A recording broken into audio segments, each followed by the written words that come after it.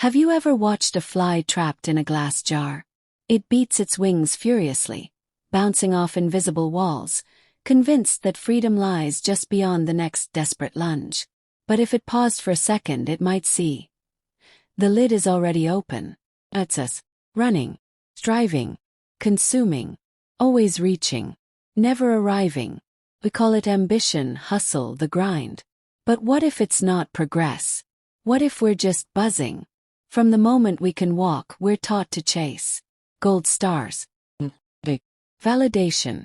Then it's the dream job, the dream body, the dream life. And when we don't get it fast enough, we feel like failures, not because we're failing, but because we were sold a definition of success that's always out of reach. The philosopher Schopenhauer said, "Wealth is like seawater. The more we drink, the thirstier we become. Desire doesn't die when it's fed, grows. So we keep running, thinking the next thing will finally satisfy us. And when it doesn't, we just raise the bar again. The world tells us, you'll be happy when you get the car, when you find the one, when your bank account hits that magic number. But happiness is not a finish line. It's a state of being. And the truth, if you're miserable on the journey, you won't suddenly be fulfilled at the destination. Social media didn't invent insecurity, but it industrialized it. Now you don't compare yourself to just your neighbors. You compare yourself to curated perfection, 24/7. Someone else's vacation, someone else's success, someone else's filtered joy. And suddenly your ordinary life feels like a failure. But remember this. Most people don't post their breakdowns, just their brunch. Epictetus, the Stoic philosopher, once said, "It's not what happens to you, but how you react to it that matters."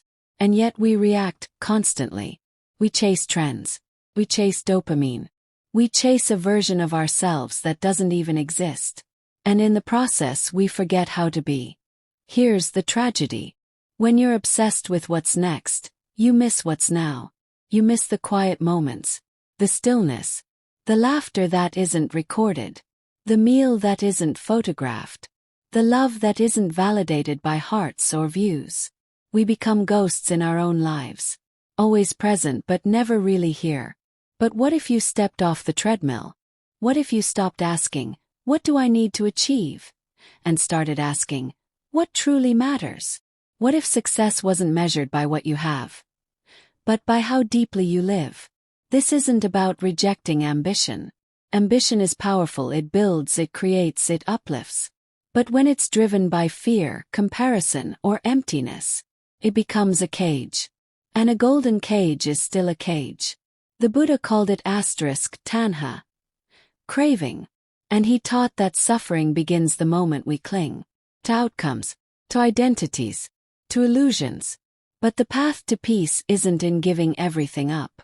It's in waking up, realizing you already have what you thought you lacked. And what's missing can't be found out there. Begins within. Imagine this instead. You still pursue your goals but without anxiety. You grow but without needing constant applause. You live from enoughness, not scarcity. You find joy in a cup of tea, not just a ticket to Bali. You appreciate the simple things. A real conversation. A walk in the morning light. A moment of silence. Uninterrupted by pings or pings. Seneca once wrote, "It is not the man who has too little, but the man who craves more that is poor." And yet today we measure wealth by accumulation, not by peace. So what if we measured life differently? Not by how many goals we've ticked off, but by how much we've felt. How much we've healed, how present we were with the people we love, how honest we were with ourselves. Maybe the fly isn't foolish. Maybe it's just tired, confused, misled, like us. But the jar was never truly closed. And freedom isn't found in getting more. It's found in wanting less. If this gave you something to think about, I invite you to pause. Take one deep breath. Ask yourself, not what's next, but what's now. And if you found value in this message, consider liking, subscribing, or sharing it with someone who might need it too. You never know who's still buzzing in the jar, waiting for the quiet moment that sets them free. Until next time. Live wisely,